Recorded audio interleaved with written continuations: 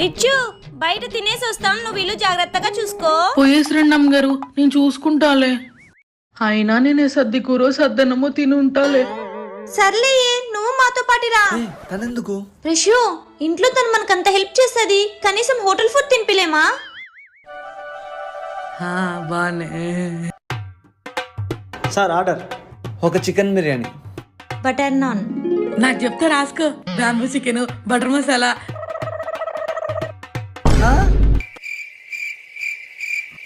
ఓ మేం పేదోళ్ళం కదా, ఇన్ని ఆర్డర్ చేయకూడదు కదా. యాదో పెరుగన్నం పెట్టండి అమ్మా, తినిపోతాం. పర్లేదులే.